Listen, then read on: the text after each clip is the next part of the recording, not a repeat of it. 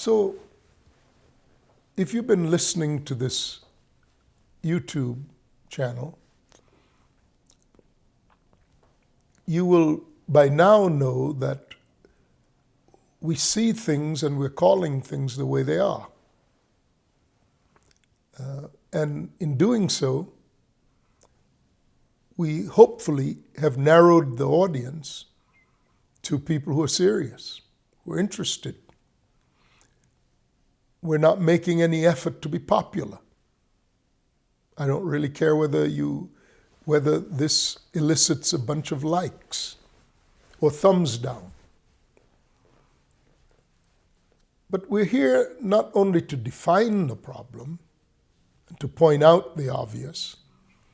I mean, you don't really need for anybody to tell you how bad it is right now, and that it really did get dramatically worse since COVID, when everybody was shut in and all these things were contained and festering and so on. But we want to begin to provide you with answers, diagnostic tools, information that will allow you to deconstruct the order of this time. So you may know what you're looking at, not just this is what I'm seeing, but why?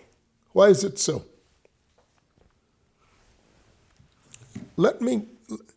Obviously, we are here to teach you the scriptures.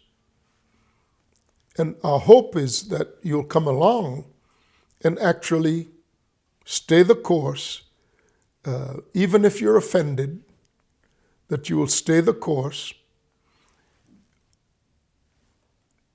and learn. Learn the things God has to say. Now, what exactly is the reason that things are the way they are? Well, let me show you something. This is from the very last book in the Old Testament. So it should be easy for you to remember. If you're familiar at all with the Bible, they're Old and New Testaments. All right? In the Old Testament ends with the book of Malachi. The New Testament begins with the book of Matthew. Now, the very last things that were said in the Old Testament were this. It's a prophecy about first the coming of Christ, the first time, and the return of the Lord at the end of the age. Of course, the Lord has already come the first time. He's gone to heaven and he'll come again. So we're waiting for the second coming of the Lord. And this is about what will happen, according to the prophet Malachi from the Old Testament. It's about what will happen around the time of the return of the Lord. It's a condition that you can observe in the world, and when you see it, you can infer that the time of the return of the Lord is near. Okay? Verse 5 of Malachi, the 4th chapter. This is the last book of the Old Testament, the last chapter, and the last 2 verses. Malachi 4, verse 5. Behold, I will send you Elijah the prophet before the coming of the great and dreadful day of the Lord. And he will turn the hearts of the fathers to the children, and the hearts of the children to their fathers, lest I come and strike the earth with a curse. Hence the title of this YouTube program, Fatherlessness, the Curse of Our Time. Now, fatherlessness has a long history in the Bible. But before I get to that history, let's talk a little bit about the effects of the fatherless. I want to illustrate with a story I heard on one of my visits to South Africa. I'm sure others of you have heard it before and in perhaps different contexts. But I was having lunch with a family in a restaurant in one of the vineyards in the Western Cape in South Africa. And we were talking about, he had heard a message I had given on the curse of the fatherless. And so he was commenting on that. He said, I don't know if you ever heard the story of how in one of the more centrally located African countries, where there are elephants, that there was a case in which a bunch of young elephants, a number of young elephants, young bull elephants, were competing with each other, and they were just tearing up everything. They were tearing up trees, they were terrorizing herds of other elephants, and in general, just behaving quite roguish. Maybe I should say thuggish. And they thought about how to recapture that situation and make it normal and make it pleasant. And then an old game warden had an idea. And they followed through on the idea. They brought in an old bull elephant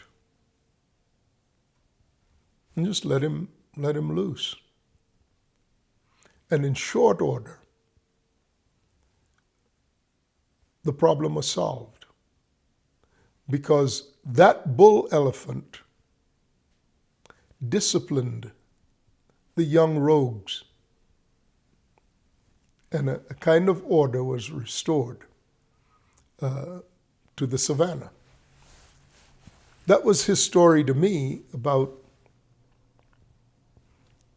the absence of fathers. In the absence of fathers, it's the rule of brothers. And when brothers rule, you have gang rule. Because brothers will always use the situation to determine how important they are. A pecking order will inevitably develop around the rule of brothers, siblings. And we know from just growing up in families with children that a common saying among siblings is, "You're not the boss of me." No sibling wants the other or the others to rule over them. But in the absence of the true order of a family, here I'm talking about a divine standard. I'm not talking about a human-created standard. I'm not talking about a social media standard. I'm not talking about the culture that has evolved around a democratic way of viewing anything. That's one culture. And I understand people's willingness to argue for that as the standard. I just don't buy into it, because doesn't work. It doesn't work. And it can't work because it's not true. It's not the order God set up. Yes, I understand that many people reject fathers precisely because the fathers were the abusers, and or the fathers were the ones who neglected their sons or their children, male and female. But you don't discard the standard just because an increasingly large number of people, of fathers, abandoned it. Find out what went wrong. Don't come up with another one, because you simply cannot make the argument that women make better heads of households than men. Women may be more willing to do that, but if you look around at all these numerous, too numerous now, that you can make the case in any way with a straight face, whether it's people on the Supreme Court, people running for political office, women who run corporations, social media, social order, influencers. No, there's not a case to be made that a woman is a superior head of household than a man. But that said, when men chose not to retain God in their knowledge, they became what anyone who chooses not to retain God in their knowledge becomes: selfish, self-centered, brutal, exploitive, greedy, corrupt, and so on and so on and so on. We ought not to swerve from one ditch into another, but rather hope to recover what is the original design, what is the original standard. And that was the standard of a father who modeled the character of God the Father, producing an environment of peace and good order that is supportive of the growth and development and maturation of all the children in that household. But I would be the first to tell you that in my many years of experience with people who have been abused, one of the most common abusers is the father. So I understand the problem. It's not like if I only knew how great women can be, that I would think differently about patriarchy versus matriarchy. No, these are false dilemmas, all part of how we have fallen into the ditch and cannot help ourselves. We need to return to godly standards, but people aren't going to. I mean, can you imagine a feminist agreeing with me? No. Their mindsets have been totally co-opted, and they firmly believe that they're right. And the likelihood is some of these women have been abused by their fathers or brothers or uncles or men in general. So I have pity for the perspective, but it's still wrong. I understand that the alternative has not worked, but not because the alternative was wrong, but because men did not choose to retain God in their knowledge. That's how fatherlessness comes about. Now, I personally do not know anyone, male or female, who is homosexual, who has had a normal relationship with their fathers.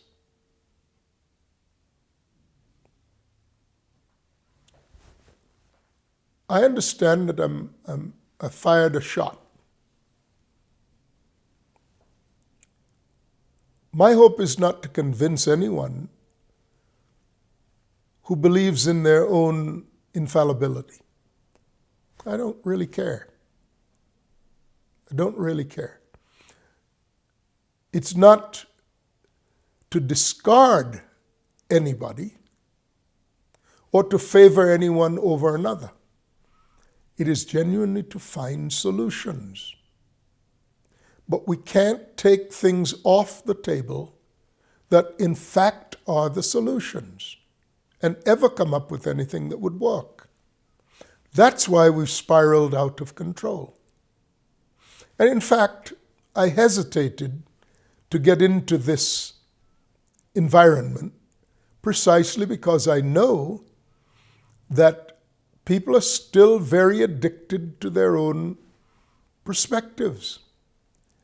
I come with the idea that standards have to be eternal, meaning they have to exist outside of time and space while they also exist in time and space in order to bring order to our society. We can't make up standards as we go along. If we do, it'll be only that which is popular for the time when it's popular. And inevitably, history will discredit any standard that is not eternally based. But if history waits until after you are dead, you won't know the difference. And frankly, most people won't remember either that you said or held to certain things that history has proven not to be true. So I'm not interested in that. I'm not interested in self-aggrandizement. I'm not interested in even being popular. I don't really care. I am interested in what is true. And therefore, I recognize that a lot of what I'm saying is going to be like nails on a chalkboard. It'll grate you like sandpaper. And you will run from it. Some of you will run from it and find ways to try to take it down, make sure it's not there. And actually think you're doing everybody a favor. Because, people are artful, they have ways of doing things, but their motivations are simply understandings of who they are. And I don't suspect that some people won't be like that, just because I'm attempting to say what is true. God said in the last days, I will turn the hearts of the fathers to their children and the hearts of the children to their fathers. Now this is a duality, meaning because God is collecting a ripe harvest from the earth, his heart will be toward redeeming whoever may be redeemed at that time. But this is a bilateral arrangement. Not only will the heart of God, and therefore the hearts of spiritual fathers, will be turned to the sons of God. And I keep saying the sons of God because in the Spirit, we're born of God. And your spirit is described as an heir. And the analogy in Scripture is to an heir being a male. That was the way it was viewed both in all the Old Testament. And so when Christ came, he didn't change that cultural perspective. He just expanded the class of heirs. So woman is only a woman in her flesh, in her body. In her spirit, she's an heir, and therefore a son of God. Sonship there, again, if you're not willing to change your mind, you will hear misogyny in this. It's not a hint of misogyny, I'm just telling you what's true. If you're a son of God, then you're an heir of God.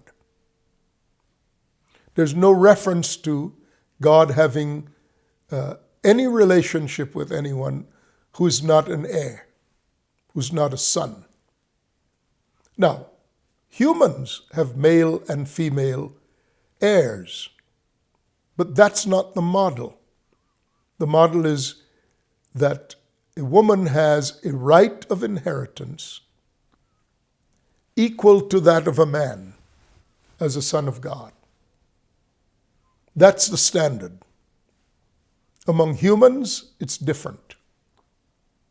And so they're designated as females or males. But a son of God is a son of God, is an heir of God.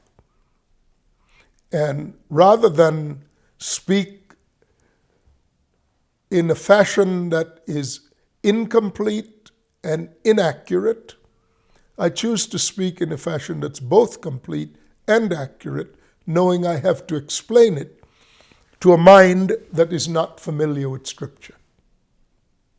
So, no, there's not misogyny here. If you believe that, your mind is not familiar with Scripture. Because in Scripture, God has no daughters.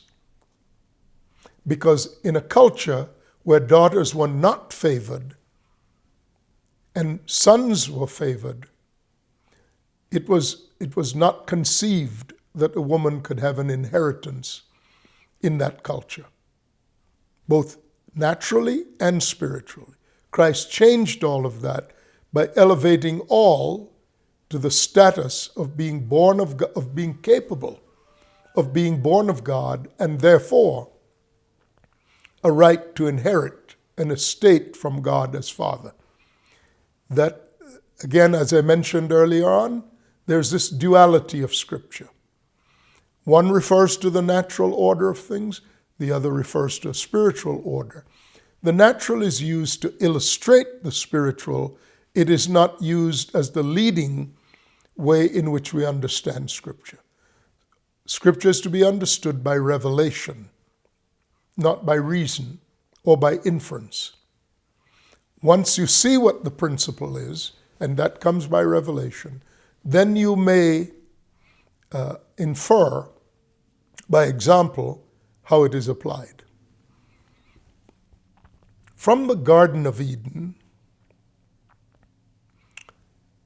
man rejected his father.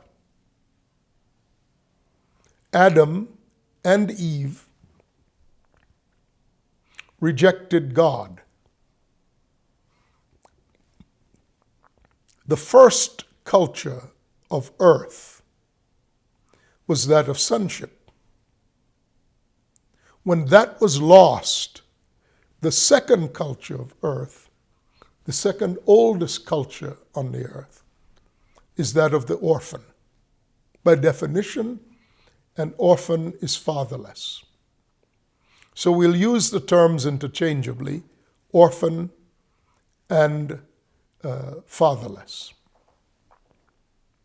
When Adam rejected his relationship to God, he and his wife did two things. And these two things are definitive of the culture of the fatherless, definitive of the culture of the orphan. They did two things. Number one, they clothed themselves. They made fig leaves for themselves as clothing. They sewed together fig leaves for clothing. And number two, they hid from God.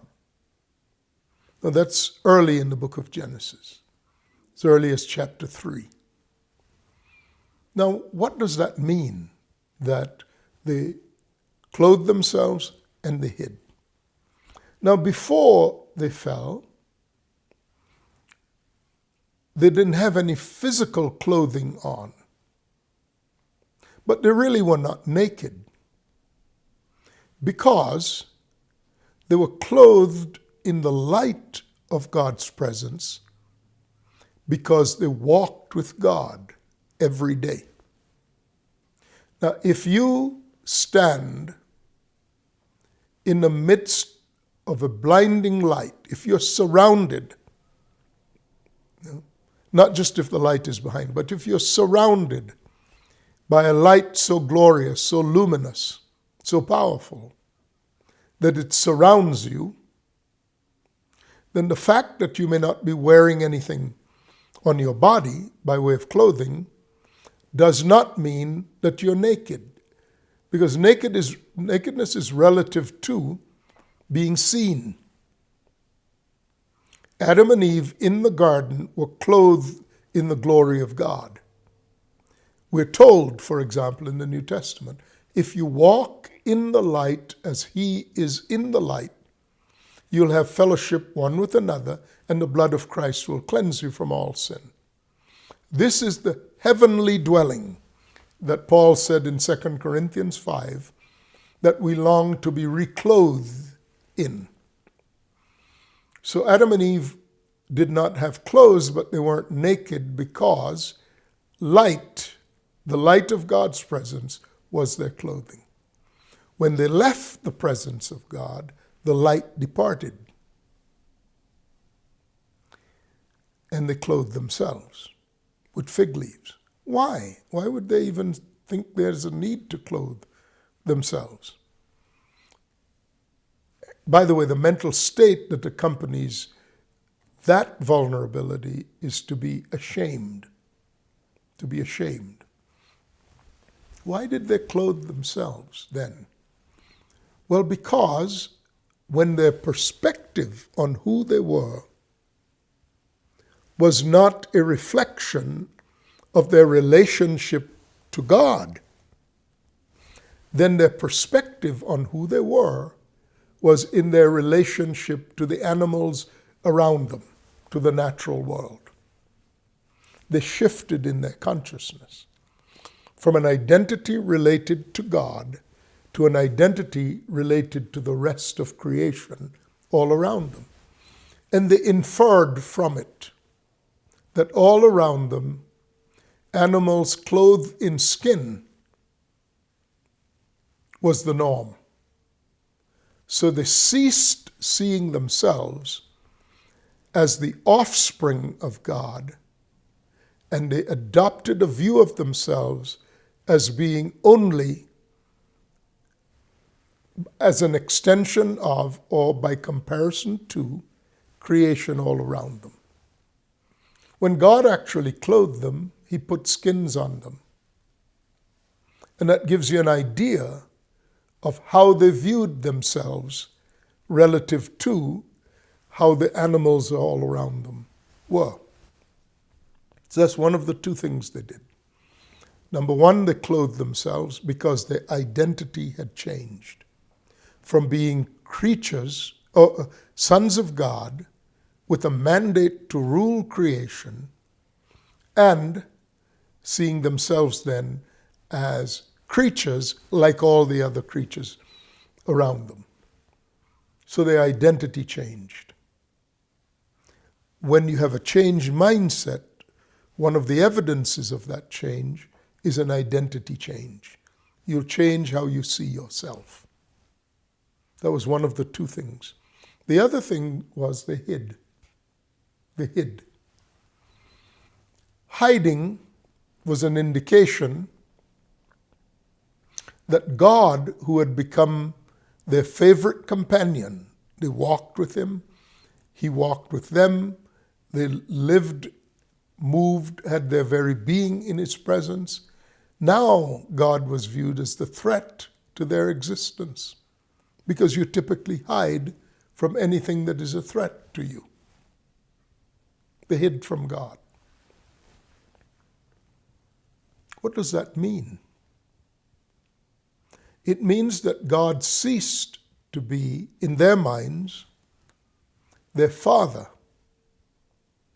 And now God had become their competition. God had become a threat to their existence. So seeking God out, seeking his presence, dropped off their radar in very quick succession.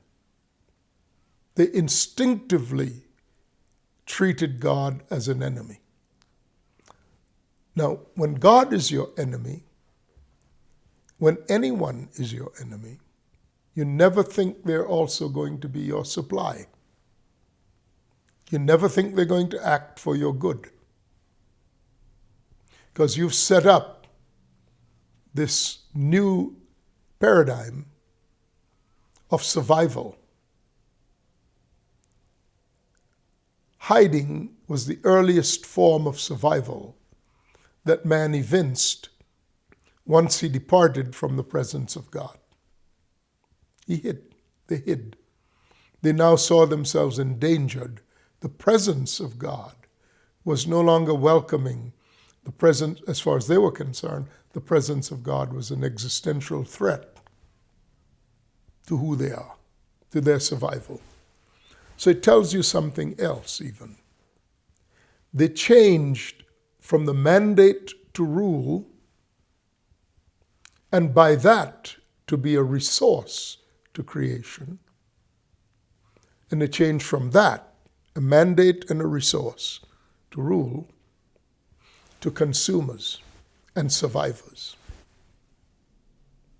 And those things became the observable early pillars of what would evolve over the millennia and become human culture. So where we are today, it's extremely difficult for mankind to see himself or herself as a son of God, because the culture mitigates against it. There is no other element of human culture more deeply embedded than a fear that God is after you. So you have to hide. And there is not a greater embedded native fear embedded in human culture than the thought that you're going to have to provide for yourself. So provision and protection, clothes and defense are two of the most deeply embedded, rock-bottom, foundational perspectives that humans live within. And so they talk about killing the competition. Business speaks of killing the competition. And everybody's a competitor in business, for example. And the drive to survive the drive to survive then becomes all-encompassing. With that, providing for yourself becomes everything it becomes the maypole around everything else dances. Even God exists primarily to be a supplier to the orphan. But God actually is the resource. God has everything that is necessary for life and godliness. But to the human who doesn't view himself as a son of God, you have to sing for your supper. You get exactly what you work for. And no mention of God here, because the assumption is that God doesn't care about you. You're not a son, you're a servant. And so an attempt is made to hook God into an obligation to take care of us on the basis of what we can do for him. So we try to figure out what we can do that's important to God and do it. And then we say, well, God, because we did what you said and what you wanted, basically you owe me. And you owe me provision and you owe me protection, because I have done what you've asked. That's not how a son thinks. That's how a servant thinks. A son recognizes that what is in the Father's house and what the Father may create for him is it's the estate on which he may rely and what supports his going forward in the world. So the culture of the orphan has dominated in these two principles. It has dominated how humans see themselves. That they are their own providers, and they're the only ones responsible for their protection. And if you bring that culture forward 6,000 years, mankind today lives in an environment of fear. I marvel at how grifters, these are people at every level in society. Grifters tell you what is going to go wrong with you and with your situation and people you love. They tell you what's going to go wrong and offer you the solution that uniquely relates to what they have to offer. That's what grifters are. Now, on occasion, what they do may actually be valuable. Classic example of grifting is the commercials for healthcare products or medicines. They will tell you, they'll identify a problem that you either have or potentially can have, and they will tell you all the horrible things that can happen to you, stoking your fears to a conflagration. When they've gotten you good and hooked, they'll tell you what the answer is that they're trying to hawk or peddle. But, 5 o'clock commercials for various pharmaceuticals are not the only way that's done. Politicians tell you that there are hordes of people storming across the borders of the nation, and you've got to do something about it. And you have all these retirees loading up with their shotguns going down on the Mexican-American border, hoping to stop the tide of illegal aliens. And although they know that that's not what's actually happening, they keep putting fuel in that fire. And even when they're caught with the truth of these things, they don't change because they know fear sells. People are so paranoid today that a harmless example of a girl and her friends turning around in a man's driveway because they got lost has this old, you can just see the picture of who this person is.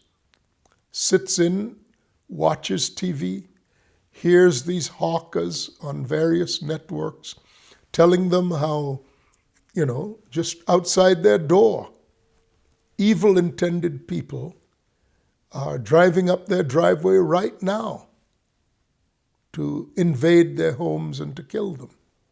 So what does he do? He gets his gun and fires at the car, kills the girl.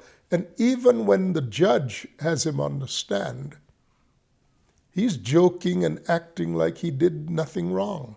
The judge had to say to him that the judge couldn't believe the extent of this man's hubris. It isn't just old people doing that. Young people are doing the same thing. But in an environment of fear, you just find out what people are afraid of and stoke those fears to boiling point.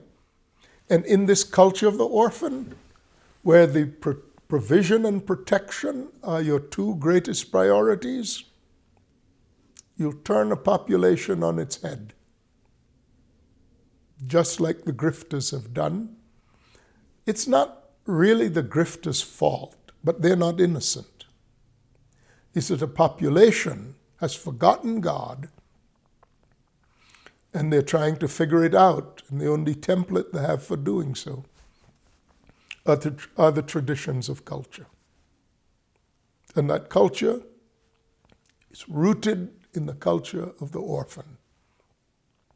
The orphan knows this one truth: it's all up to me. Nobody else is going to help me. Because an orphan is a fatherless person. The curse of the orphan is fully developed in our country and all the countries of the world. Our intent is to bring light and understanding, because without light and understanding, you can't change. Even if you want to change, you won't know what it is you need to change. So, we'll continue to bring you these messages via this medium in the hope that those of you who are actually interested in the truth, seekers of the truth, lovers of the truth, will be given back the templates by which you can accurately measure and therefore can understand what you're seeing. I'm Sam Solon, and I invite you to continue to view the offerings on this YouTube channel. Thank you.